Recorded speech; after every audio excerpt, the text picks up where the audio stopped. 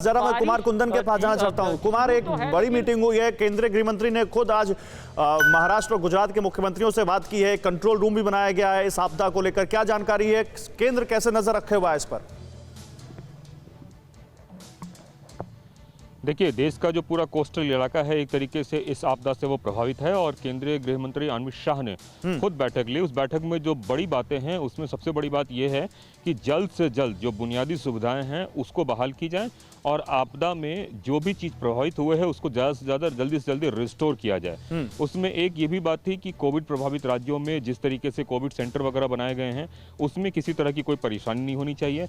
और जैसा कि हमारे संवाददाता गोवा में बता रहे थे कि बिजली कटने से मोबाइल सेवाएं वगैरह प्रभावित हुई हैं, तो अमित शाह का इस बात को भी लेकर था कि खास करके बिजली और पानी की सप्लाई जो है वो जल्द से जल्द सुनिश्चित कराई जा सके ताकि लोगों को बुनियादी सुविधाओं की कोई दिक्कत ना हो। इसके अलावा स्टैंड बाय मोड पे उन्होंने जो एनडीआरएफ और दूसरी टीमों को भी रहने को कहा। हालांकि 48 एनडीआरएफ की टीमें कल ही रवाना हो गई थी, बावजूद इसके अलग अलग जगहों से स्टैंड बाय रहने को कहा है। जो हमें जानकारी मिली उसके हिसाब से पंजाब में भटिंडा और उड़ीसा में भुवनेश्वर से जो एनडीआरएफ को एयरलिफ्ट किया गया।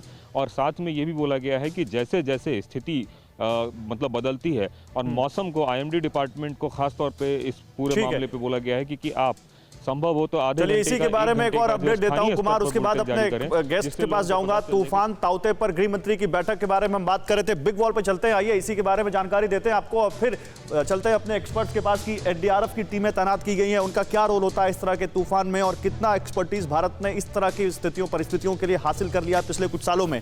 गृह मंत्री अमित शाह ने तैयारियों को लेकर एक हाई लेवल मीटिंग की जिसके बारे में हम आपको जानकारी दे रहे थे। इस हाई लेवल मीटिंग में क्या बातें हुई हैं ये हम आपको बताते हैं। मीटिंग में गुजरात और महाराष्ट्र के मुख्यमंत्री मौजूद थे। इसके अलावा कुछ और इलाके दमन एंड दीव और दादर नागर हवेली, इनके प्रतिनिधि भी यहां पर मौजूद थे। इनके एडमिनिस्ट्रेटर भी इस मीटिंग में शामिल हुए क्योंकि ये इलाके भी इस तूफान से काफी प्रभावित हो रहे हैं। इस संकट में कोरोना मरीजों का खास ख्याल रखें, बड़ा निर्देश इस मीटिंग से दिया गया राज्यों को। इसके अलावा कोविड सेंटर में पावर बैकअप बना रहना चाहिए क्योंकि यह बहुत अहम है। एक एक मिनट कोविड के मरीजों के लिए बहुत अहम होता है। हॉस्पिटल और लैब्स में ऑक्सीजन सप्लाई बाधित नहीं होनी चाहिए। यह केंद्रीय गृह मंत्रालय की तरफ से इंस्ट्रक्शंस दिए गए हैं स्टेट्स को।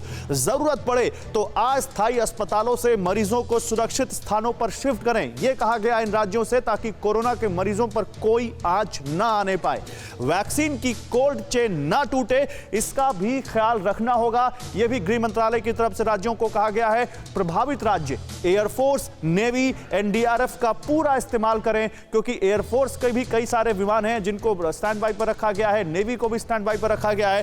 पावर प्लांट और इंडस्ट्री को नुकसान ना हो इसका भी ख्याल रखा जाए, यह कहा गया है केंद्रीय गृह मंत्रालय की तरफ से। राज्यों को जरूरत पड़ने पर तुरंत गृह मंत्रालय के कंट्रोल रूम से संपर्क करें। एक कंट्रोल रूम बनाया गया गृह मंत्रालय में जो इन तमाम राज्य जो इस तूफान से प्रभावित हो सकते हैं उन पर नजर रखे हुए हैं। फिक्र आपकी, सोमवार से शुक्रवार रात 9 बजे सिर्फ टीवी 9 भारतवर्ष पर।